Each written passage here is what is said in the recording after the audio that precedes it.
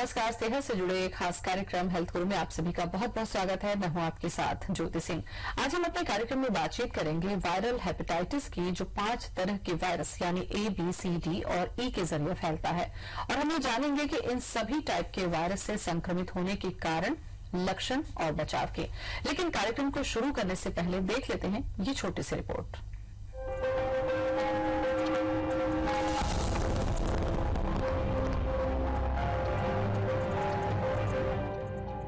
विश्व स्वास्थ्य संगठन के मुताबिक हर साल करीब 14 लाख लोग दुनिया भर में वायरल हेपेटाइटिस के चलते अपनी जान गंवाते हैं।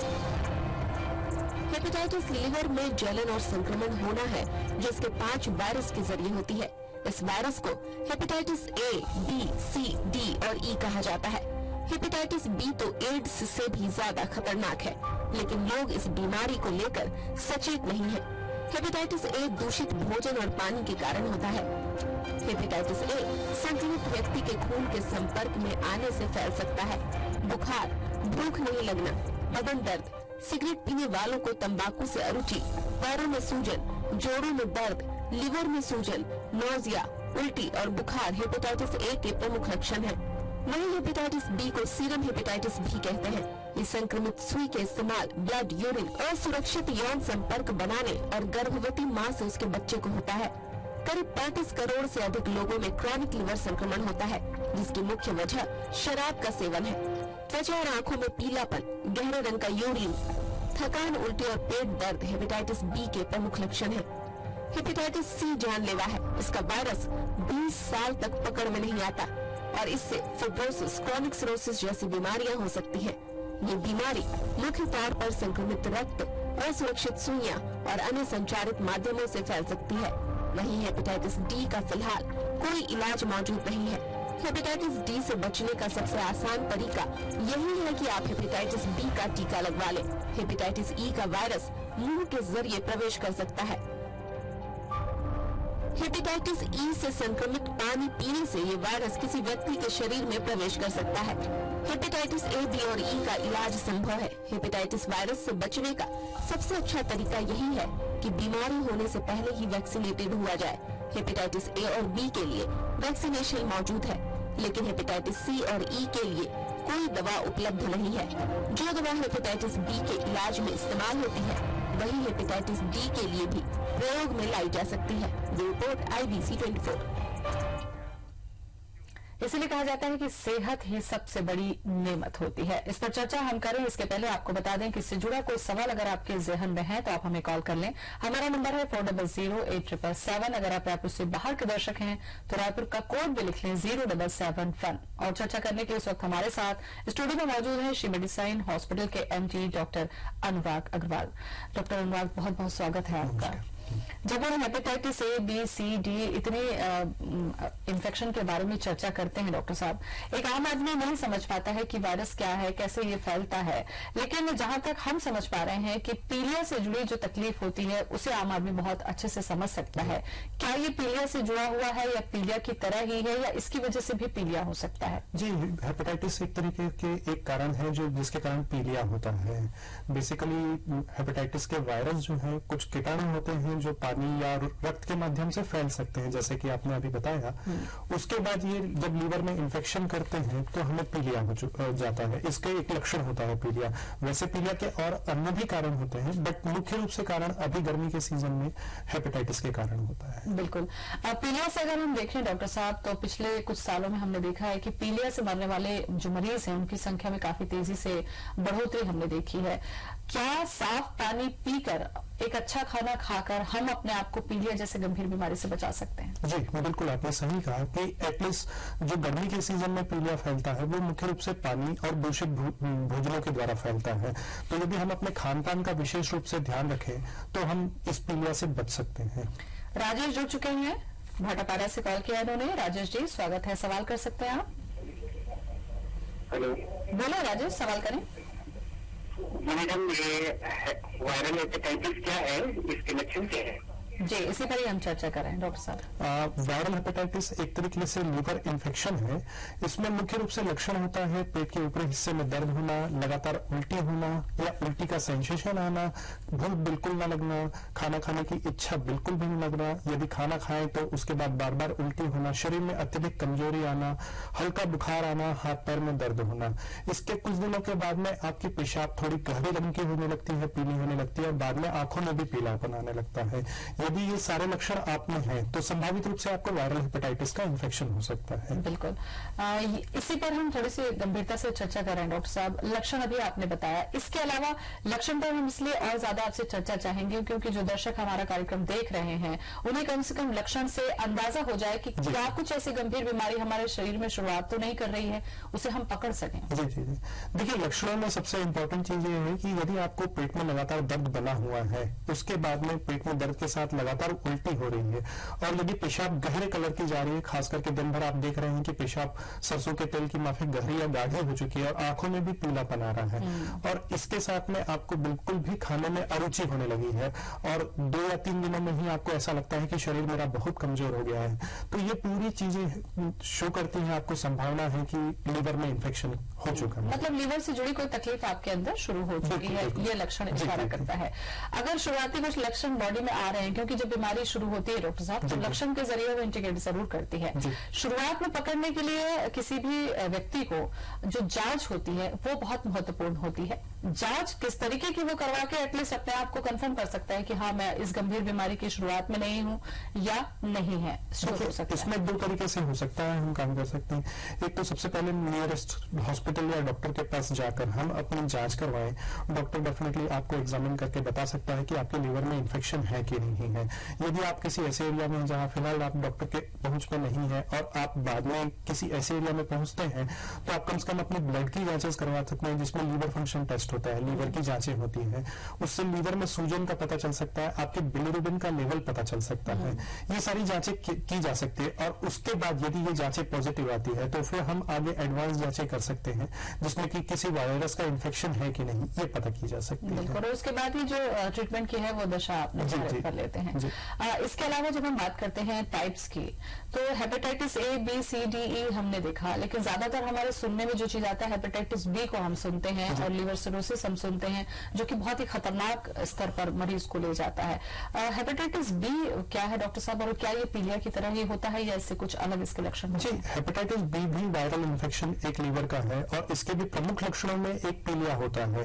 हेपेटाइटिस बी के साथ सबसे बड़ी परेशानी यह है कि बहुत सारे केसेस में, मैक्सिमम केसेस में ये ऑटोमेटिकली रिजॉल्व हो जाता है, ठीक से पेशेंट नॉर्मलाइज हो जाता है, पर बहुत सारे ऐसे केसेस रहते हैं जिनमें कि ये क्रॉनिसिटी पे चला जाता है, मतलब ये इन्फेक्शन एक लंबे इन्फेक्शन का रूप ले लेता है और लंबे समय तक ये लीवर में रहने के कारण लीवर को परमानेंटली डैमेज करने लगता है, जिससे कि लीवर में सिरोसिस और प्रॉब्लम दूसरी आने की संभावना होती है। क्या कुछ इसमें टाइप्स में कुछ ऐसे भी हैं जो वायरल हैं डॉक्टर साहब कि वो समय रहते पकड़ में नहीं आते या वो छुपे हुए रहते हैं, जैसा कि हम किसी में चर्चा कर रहे थे? जी, कई बार ऐसा होता है हमारी फील्ड में, कई बार ऐसा होता है कि पेशेंट टोटली एसिम्प्टोमेटिक रहता है, उसको कोई भी लक्षण नहीं होता है और जब यदि हम किसी और कारण से उसके वायरल मार्कर टेस्ट करवाते हैं तो उनके वायरल मार्कर पॉजिटिव आते हैं। खास करके हेपेटाइटिस बी या सी के कंटेक्स्ट में ये ज्यादा होता है।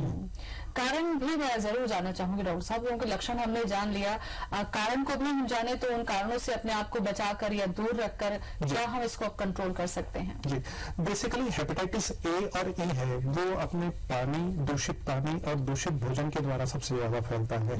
यदि आप दूषित जूस, फलों का रस या कटे हुए फल खा रहे हैं या दूषित भोजन कर रहे हैं तो इस चीजों की संभावना ज्यादा है कि आपको हेपेटाइटिस ए या ई का इन्फेक्शन होगा। पर इसी के साथ में हेपेटाइटिस बी, डी और सी ये इन्फेक्शन है, ये बेसिकली ब्लड से फैलने वाले इन्फेक्शन होते हैं। तो यदि किसी व्यक्ति को या तो ब्लड ट्रांसफ्यूजन हुआ हो या फिर संक्रमित सुई, खास करके जो पेरिफेरल में होता है यूज कि एक ही सुई का बार बार उपयोग होता है, तो उस कंडीशन में ये हेपेटाइटिस बी, सी और डी का इन्फेक्शन होने की संभावना होती है। एक और रेयर कंडीशन ये होती है कि मान लीजिए कोई मदर प्रेग्नेंट है और उसको हेपेटाइटिस बी का इन्फेक्शन है तो वो इन्फेक्शन चाइल्ड को ट्रांसमिट हो सकता है। एक कॉल ले लेते हैं, भुवनेश्वर ने कॉल किया है हमें सूरजपुर से। भुवनेश्वर, स्वागत है आपका, आप सवाल कर सकते हैं। मैडम, मैं पाटिल बोल रहा हूँ। जी नमस्कार, बोलें, सवाल करें अपना। हेपेटाइटिस के बारे में थोड़ा मैं जानकारी लेना चाह रहा था मैं। हाँ, क्या जानकारी, टीके के बारे में या बीमारी के बारे में? नहीं, हेपेटाइटिस मेरे को सी हुआ था। हेपेटाइटिस सी हुआ था आपको?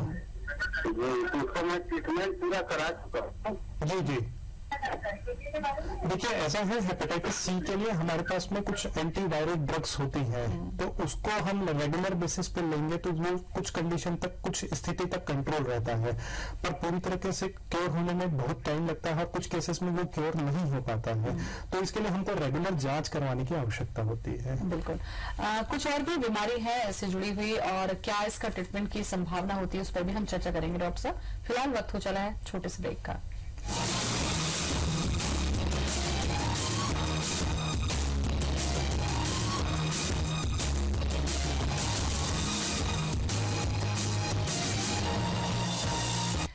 ब्रेक के बाद स्वागत है आप सभी का हेल्थ गुरु कार्यक्रम में। मनोज पटेल जुड़ चुके हैं खरसिया से। मनोज जी स्वागत है, बताएं क्या जानना चाहते हैं आप?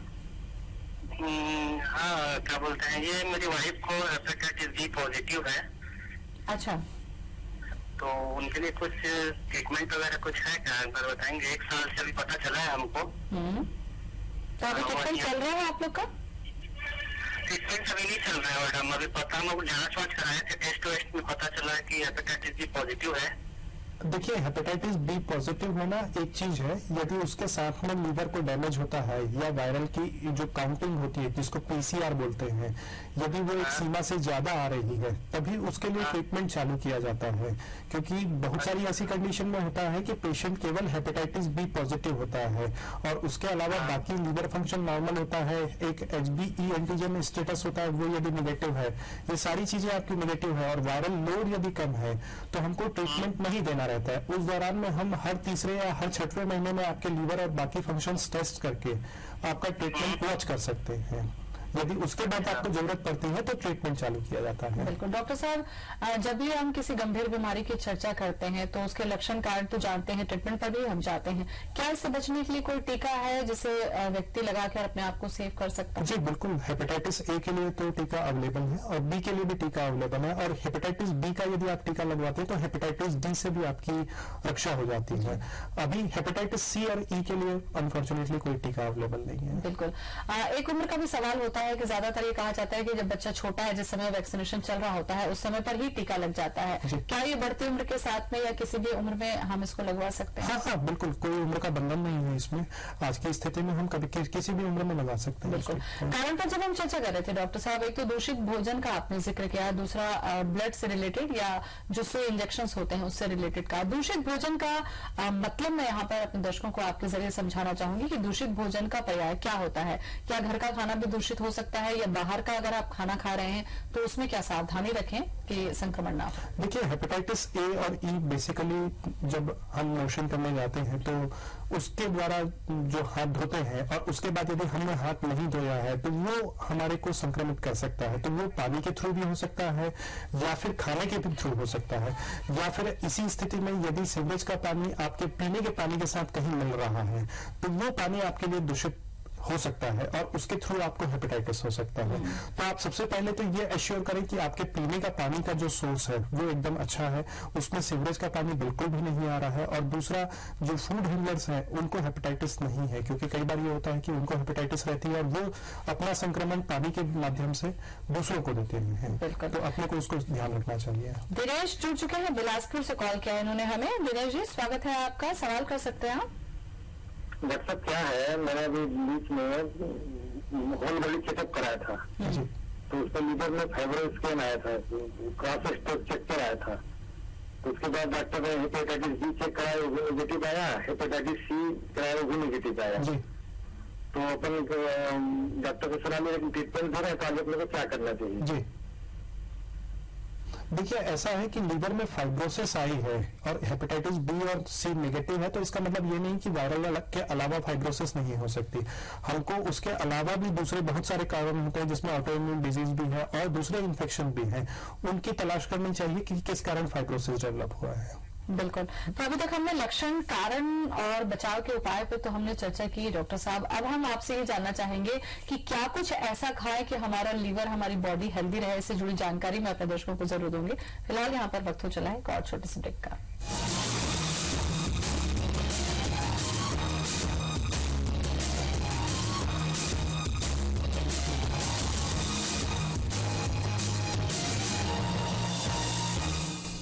ब्रेक के बाद हेल्थ गुरु में स्वागत है आप सभी का। जितेंद्र जुड़ चुके हैं काशीपुर उत्तराखंड से, उन्होंने हमें कॉल किया है। जितेंद्र, स्वागत है आपका, सवाल कीजिए।